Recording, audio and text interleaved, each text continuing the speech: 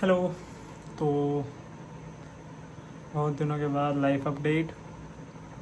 तो life update ऐसे है कि बहुत अच्छा चल रहा था सब कुछ, और कुछ दिन से मैं कुछ नए नए रूटीन ट्राई कर रहा था।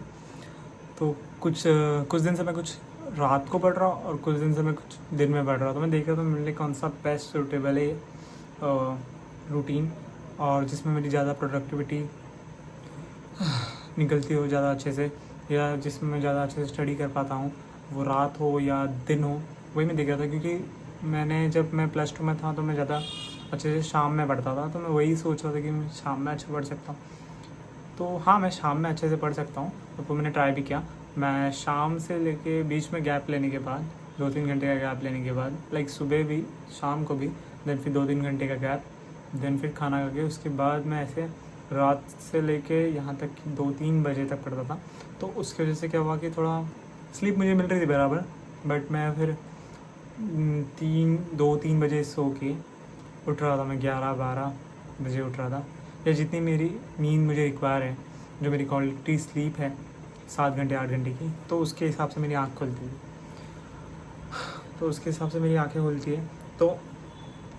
तो मैंने सोचा कि वो ठीक तो लग रही थी, बट उसके बाद मेरी आंखों में ऐसे डार्क सर्कल्स आने लग गए, ये आंखें थोड़ी अंदर जाने लग गई। वो भी ठीक है, वो भी वेरिएबल है, चलो ठीक है, ठीक ही है, नींद तो पूरी हो रही है, एटलीस्ट मैं ये सोच रहा था। देन फिर क्या हुआ कि मेरी तबीयत है ख़राब बहुत ज़्यादा।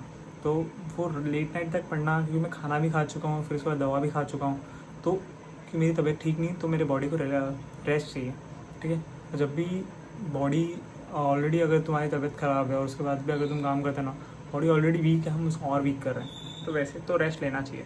तो वैसे अगर मेरी तबीयत ख़राब नहीं रहती, या मुझे जो दिक्कत है अभी वो नहीं होती, तो मैं बेयर कर लेता, या और अच्छे से मैं लॉन्गेविटी है जो, मतलब शायद मैंने गलत प्रोनाउंस किया हो, लेकिन जितना मैं अपने आप को एक्सटेंड कर रहा हूँ उससे भी ज़्यादा एक्सटेंड करके मैं और देर तक पढ़ सकता था। लेकिन जब से तबीयत ख़राब हुई है, तो फिर मुझे 7-8 घंटे की नींद मिलने के बाद भी, या कुछ टाइम पे मिल भी नहीं रहा है।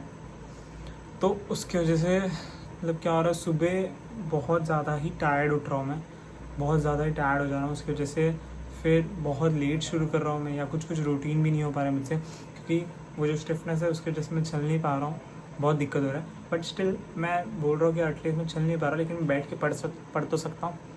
तो मैं पढ़ रहा हूँ, ठीक है। तो फिर मैंने सोचा कि यार मुझे रेस्ट चाहिए, तो इसलिए मैं जल्दी पढ़ के जल्दी खा के जल्दी सो जाऊँगा, तो एटलीस्ट बॉडी को रेस्ट तो मिलेगी। इस समय मेरा ज़्यादा ध्यान है कि मैं बॉडी को रेस्ट दूँ, मेरी हेल्थ को थोड़ा रिकवर होने का और टाइम दूँ, क्योंकि उन चीज़ों की वजह से मैं देख रहा हूँ कि अगर मैं बॉडी को अच्छे से रिकवरी का टाइम नहीं दे रहा, तो मेरी बॉडी नेक्स्ट डे बहुत ज़्यादा टायर्ड फील कर रही है। तो फिर मैंने देखा कि अब मैं 10-11 घंटे पढ़ के लेकिन बॉडी को रेस्ट नहीं दे रहा हूँ, तो उससे कुछ मतलब नहीं है। इससे अच्छा मैं कुछ 8-9 घंटे पढ़ के फोकस्ड और बॉडी को रेस्ट दूँ, वो ज़्यादा बेटर है। तो ये बात मेरे समझ में आई कि you don't have to be extreme, you just have to be consistent, ठीक है। तो मैं कंसिस्टेंटली ऐसा करूँगा, तो ये चीज़ें बहुत अच्छे से वर्क करेगी। और अभी भी मैं खाना खा चुका हूँ और सोचा कि थोड़ा वीडियो बना लूँ, तो बस। तो अभी तो ठीक है कि मैंने अपने पढ़ाई तो कर चुका हूँ मैं, पर देख सकते हो आँखें मेरी कितनी अंदर जा चुकी है कि ज़्यादा लेट नाइट तक पढ़ने की वजह से। ठीक है यार, मुझे ऐसा लगता था ना, ज़्यादा टाइम मिल रहा था, मैं ज़्यादा चीज़ें कवर कर सकता हूँ। बट अगर मैं चीज़ों को पहले ही एक बाउंड्री, मतलब सॉरी, एक लिमिट सेट कर दूँगा या डेडलाइन दे दूँगा, तो वो चीज़ें और जल्दी होगी। ज़्यादा टाइम दूँगा तो और ज़्यादा वो डिले करेगी, या उसको और ज़्यादा लेंदी लिख जाएगी। ऐसे में उसको टाइम कम दूँगा, तो वो चीज़ें मैं जल्दी ज़्यादा कवर कर पाऊँगा कम समय में, ठीक है। बस ओके, बाय, ध्यान रखिए अपना।